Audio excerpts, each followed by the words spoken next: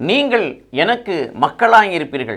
இது இயேசு கிறிஸ்துவுக்குள் பிரியமான என் சகோதர சகோதரிகளே, இந்த நிமிட நச்சதிக்கு இயேசுவின் நாமத்தின் நான் உங்களை அன்போடு அழைக்கிறேன். நீங்கள் எனக்கு மக்களாய் இருப்பீர்கள். கடவுளுக்கு நாம் மக்களாய் இருக்க வேண்டும் என்று சொன்னால் நாம் என்ன செய்ய வேண்டும்? நம்முடைய வாழ்வு எப்படி இருக்க வேண்டும்?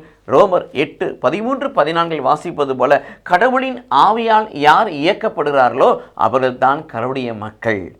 கலாத்தியர் 5:16 வாசிக்கிறோம், தூய ஆவியின் தூண்டுதலுக்கு ஏற்ப நீங்கள் வாழுங்கள் என்று சொல்கிறார். இந்த உலகத்திலே மனித தூண்டுதல் அல்ல, உலக தூண்டுதல் அல்ல. இந்த உலகத்திலே உங்களுக்கு என்ன ஒரு ஃபெலோஷிப், உங்களுக்கு எனக்கு ஒரு ஐக்கியம் இருக்கும் என்று சொன்னால் அது பரிசுத்த ஆவியானவரோடு. ஏனென்றால் அவர் நமக்கு துணையாளராக இருக்கிறார். ஆகவே தூய ஆவியின் தூண்டுதலுக்கு ஏற்ப வாழுகின்ற பொழுது நாம் கடவுளின் ஆவியால் இயக்கப்படுகிறோம். அவர் விருப்பப்படி நடத்தப்படுகிறோம். அவர் விருப்பத்தை இந்த பூமியில் வாழ்ந்து காண்பிக்கக்கூடிய பிள்ளைகளாய் மாறுகிறோம். இதன் வழியாக கடவுளுடைய மக்களாய் நாம் மாற்றப்படுகிறோம்.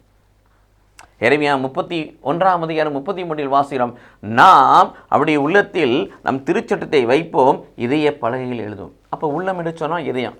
இது ஒரு பரிசுத்தமாக்கப்பட்ட, கடலால் வைக்கப்பட்ட, சதை உள்ள, உணர்வுள்ள இதயமாய் வைக்கப்பட வேண்டும். பாவ மன்னிப்பு நிச்சயத்தின் பிறகு அப்பொழுது இதயத்திலே அவர் தன் திருச்சட்டத்தை, விவிலியத்தை, வார்த்தையை வைப்பார். இதய பலகையில் ஒவ்வொரு நாளும் எழுதுவார். அனுதின உணவை கொடுப்பார்.